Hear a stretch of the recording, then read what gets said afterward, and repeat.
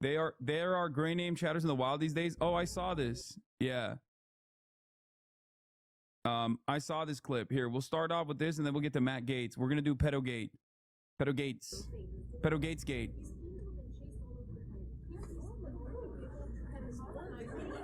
You are literally spitting out straight up APAC talking points. You don't think so? Whoa. Apparently they come in APAC. Because if the Arabs and the Muslims are atrocious to human rights, I say, as I'm cynically defending the state that is currently doing a genocide. Like, how the fuck? What do you mean? What human rights, dude? What are you talking about? There's no humans to do rights to. There's no humans left to do rights to. Now that Israel's done with it, you know? What the fuck do you mean?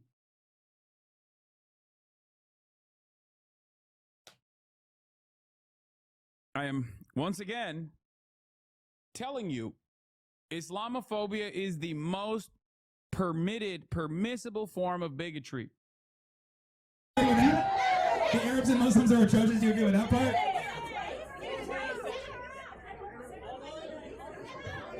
All right, guys, listen, everybody, quiet. This is my show. I'm against any kind of loss of human rights, whether it's Muslim people or LGBTQ people. But why does that have to come up when we're talking about the loss of human rights of people being bombed literally right now? You know what that's called? It's called pinkwashing. It's not only pinkwashing, but it's also whataboutism, and it's also ironic, additionally, because like it's not like Israel is so fucking sweet either on a lot of these issues. What a lot of people don't realize is that like while Israel has presented itself as this like safe haven for women and yada yada yada, and there's like a whole bunch of obvious Islamophobia at play there when you present it as like the alternative to the scary Muslims and forcible hijab wearing or whatever, without recognizing that like the entire region is so different from one another and so diverse. You have to monolithize Arabs and Muslims as like ISIS basically, and then say, look at how good Israel is. And the irony, of course, is even when you don't think about the apartheid in its practical application, Israel itself is bouldering towards, in a way that is not dissimilar to what we are experiencing in the United fucking States of America, straightforward fascism, or had bouldered towards straightforward fascism. Now it's basically in full tilt fascism. That's it. So like when people talk about this sort of stuff, they just like don't realize that so many of the fucking parties in the Knesset are advocating for, you know, women to not be able to read anymore. And they constantly, and then the fact that like interfaith marriage is already a tricky concept in Israel, or even gay marriage, as a matter of fact. It's not an accident that every single LGBTQ member in Israel weirdly flies to Cyprus to, you know, do the thing, and then they come back. Why are they doing that, I wonder? Like, people don't understand that when you don't examine the reactionary attitudes that is fostered in some of the most right-wing parts of your society, it will inevitably take over the entire project. And it has, right? It has taken over the entire project at this point. Maybe 20, 30 years ago, you could be like, oh, it's just those settlers. They're just crazy. Come on, chill. What? Oh, why is the government helping them and subsidizing the building operations in the West Bank? That's weird. But like, all of a sudden, 2018 comes around and you're like, whoa. Why are they trying to abolish the Israeli Supreme Court? Hold on now. I don't like that. And it's like, dude, that's the fucking fascism boomerang, big dog. Okay? What goes around comes around. I know this. We are seeing this in America as well. And we've been living in it in America as well. And people in Israel just cannot comprehend that it's happening to them, because they're so firmly invested in that punishment being dished out to the Palestinians that they just like forget that there are repercussions for that. Societal attitudes that have primed you into being a more violent, more aggressive society is how you arrive at a guy like fucking Bezalel Smotrich in your cabinet, guy like Itamar Ben-Gvir in the governing coalition. That didn't happen on accident. And it's happening in America right now too. The parallels are right there. So I hope a lot of liberal Zionists recognize that, you know, and stop dropping the fucking ball so spectacularly. Yes, absolutely. Pinkwashing, which is not when you mix your reds and whites in the washing machine, which I initially had thought it was, okay? Which is another very, very big problem we should talk about at another time.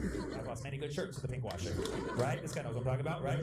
The definition of pinkwashing is exploiting the LGBTQ cause for human rights for a political point, okay? Is it an abortion issue? Yes, okay? But why does it only come up in the context of talking about why Palestine shouldn't be free?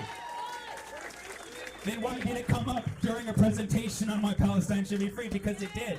That is pinkwashing, textbook definition pinkwashing.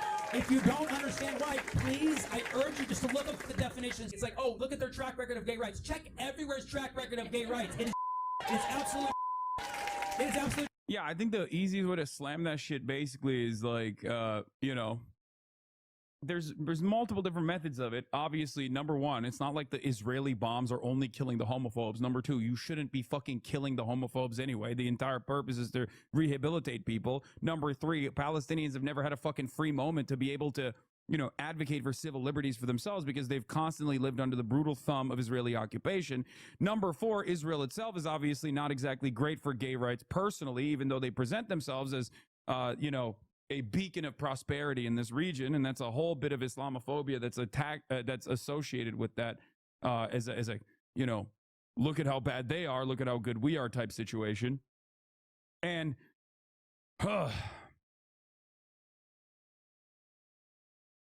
last but not least, none of this excuses Israel's apartheid nor its genocide. But we have moved away from that conversation when you have this conversation instead.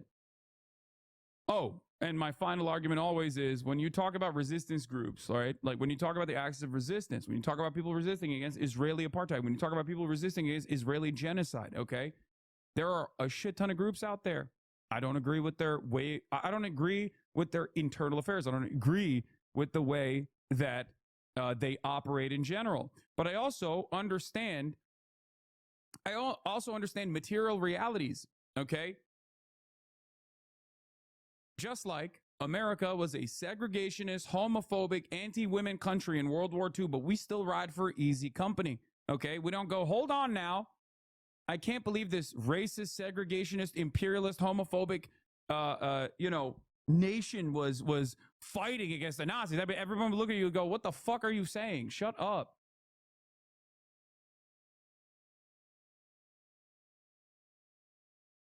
I don't agree with the way that America operates. It's okay. You can separate your form of governance from the people that are living under it, okay?